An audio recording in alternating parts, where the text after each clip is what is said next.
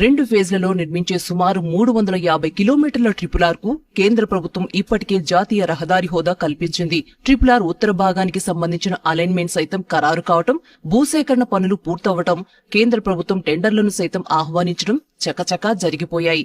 మొత్తం 350 కిలోమీటర్లలో నిర్మాణం జరుపుకోనున్న regional ring road లో ఉత్తర భాగం సంగారెడ్డి, నర్సాపూర్, తూప్రాన్, గజ్వేల్, జగదేవ్పూర్, భువనగిరి, చౌటుప్పల్ వరకు 161.2 కిలోమీటర్లు ఉండగా, దక్షిణ భాగం చౌటుప్పల్లో ప్రారంభమైన ఆమన్గల్, షాద్నగర్ మీదుగా సంగారెడ్డి వరకు 189 కిలోమీటర్ల మేర ఉంటుంది.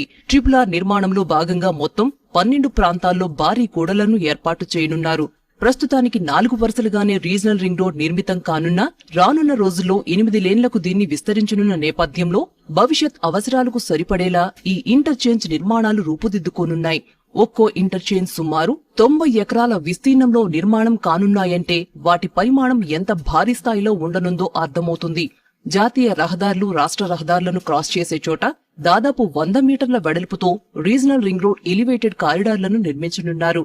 ఈ క్రాసింగ్స్ వద్ద ఇప్పటికే ఉన్న రోడ్ల నుంచి ట్రిపుల్ ఆర్ పైకి వాహనదారులు రావడానికి, అక్కడి నుంచి దిగువనున్న రోడ్లకు వెళ్లేందుకు ఈ క్లోవర్ లీఫ్ ఇంటర్చేంజెస్ అవకాశం కల్పిస్తాయి.